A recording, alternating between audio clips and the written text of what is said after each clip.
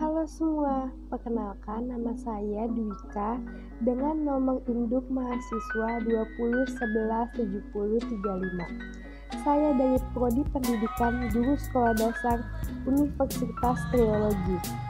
Hari ini saya akan menjelaskan pembelajaran IPA dengan materi pengembangbiakan makhluk hidup. Video pembelajaran ini untuk memenuhi tugas ujian tengah semester dengan dosen pengampu yaitu Sulistiani Putri Ramadhani SPD MTD. Selamat menyaksikan video pembelajaran ini. Perkembangan manusia.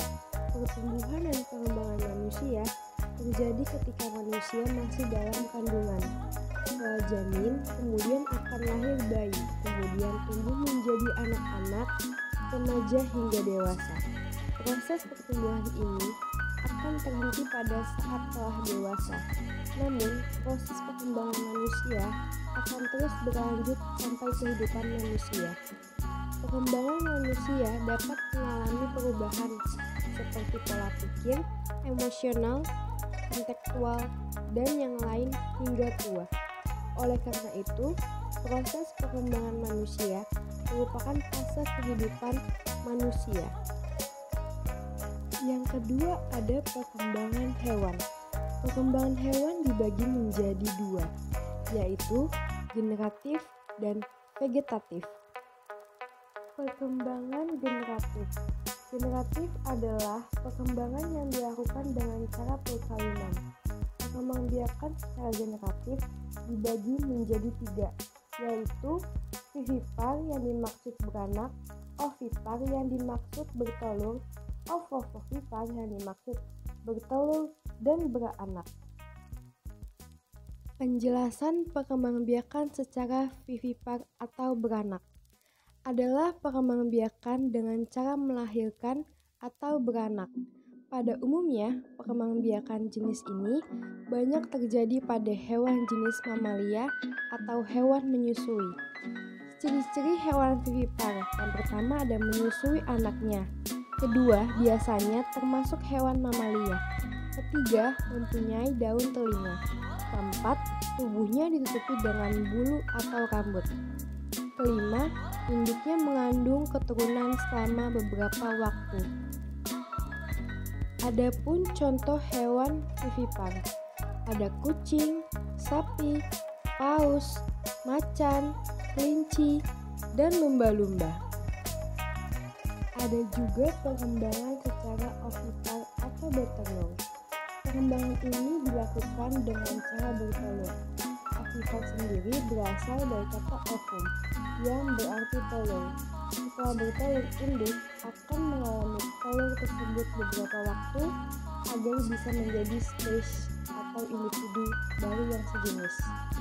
Ciri-ciri hewan ovipar atau bertelur yaitu yang pertama ada tidak mempunyai daun telinga, yang kedua tidak menyusui anaknya, ketiga biasanya bukan golongan mamalia, keempat biasanya hewan unggas, dan yang kelima induk mengerami telur.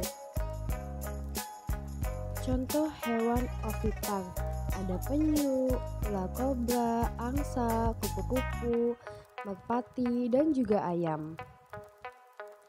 Ada juga perkembangbiakan secara ovovivipar, bertelur dan beranak. Perkembangbiakan makhluk hidup dengan menggabungkan antara ovovivipar dengan vivipar. Embrionya berkembang dalam telur, tetapi telur itu berada di dalam tubuh induknya. Setelah telur itu menetas, baru induk melahirkan seekor spesies baru yang sejenisnya dengannya. Ciri-ciri hewan ovovivipar tidak memiliki ciri-ciri khusus atau mencolok. Akan tetapi, perbedaan hewan ovovivipar dengan hewan lain hanyalah dari proses pembuahan hingga melahirkan. Tetapi secara fisik, hewan ovovivipar memiliki ciri-ciri seperti hewan ovipar.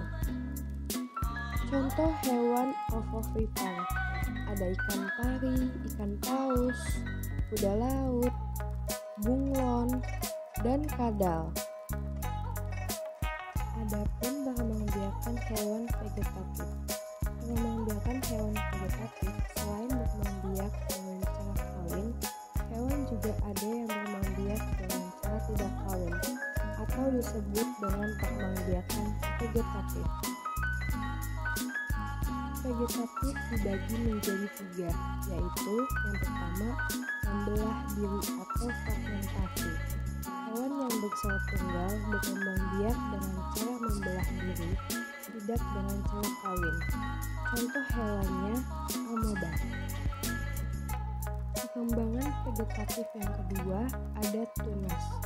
Perkembangbiakan dengan cara pembentukan tunas antara lain terjadi pada hidra. Hidra merupakan hewan yang tidak bertulang belakang. Hidra hidup pada air tawar. Pada tumbuhnya, hidra dewasa akan muncul tonjolan. Tonjolan tersebut akan terus tumbuh dan membesar. Kemudian akan terbentuk mulut dan lengan atau tentakel. Perkembangan vegetatif ketiga ada fragmentasi. Fragmentasi merupakan perkembangbiakan yang akan dilakukan oleh kelompok hewan tingkat rendah dengan memotong bagian tubuh tertentu untuk menghasilkan individu baru. Hewan yang berkembang biak dengan cara fragmentasi adalah cacing planaria. Materi selanjutnya perkembangan tumbuhan. Perkembangan tumbuhan ada 2, yaitu vegetatif dan generatif. Perkembangan tumbuhan vegetatif dibagi menjadi 2, yaitu vegetatif alami dan vegetatif buatan. Vegetatif alami perkembangbiakan makhluk hidup atau tumbuhan yang terjadi tanpa melalui bantuan manusia, jadi dilakukan oleh tumbuhan itu sendiri. Perkembangan tumbuhan vegetatif. Vegetatif buatan. Vegetatif buatan adalah perkembangbiaknya tumbuh tanpa bantuan perkawinan dengan bantuan campur tangan manusia. Jenis-jenis perkembangbiakan vegetatif alami. Yang pertama ada pembelahan atau membelah diri, kedua umbi lapis, ketiga umbi akar, keempat umbi batang, 5 geragi, 6 spora, dan ketujuh tunas akantif. Jenis-jenis perkembangbiakan vegetatif buatan. Yang pertama ada cangkok, kedua stek, ketiga tempel atau okulasi, dan keempat merunduk. Perkembangbiakan generatif. Perkembangbiakan dengan cara generatif adalah proses perkawinan tumbuhan yang bisa berkembang biak. Dengan cara ini tentunya memiliki kelengkapan yang dibutuhkan, yaitu serbuk sari dan kepala putik. Perkembangbiakan generatif. Bagian-bagian bunga terdiri dari yang pertama putik, alat kelamin betina, kedua benang sari, alat kelamin jantan, ketiga mahkota bunga, keempat kelopak bunga, dan kelima bakal biji. Bagaimana penilaian Ade untuk video ini? Karya video ini sangat menarik dan berwarna, Kak. Terima kasih. Menurut kakak, bagaimana penilaian video saya? Menurut saya karya videonya itu cukup menarik ya, dan karya posternya juga ada penjelasannya sesuai dengan materi yang tadi. Menurut kakak, bagaimana penilaian video saya? Menurut saya videonya sangat bagus dan sangat cocok untuk di kelas rendah maupun tinggi sesuai dengan materi yang diberikan.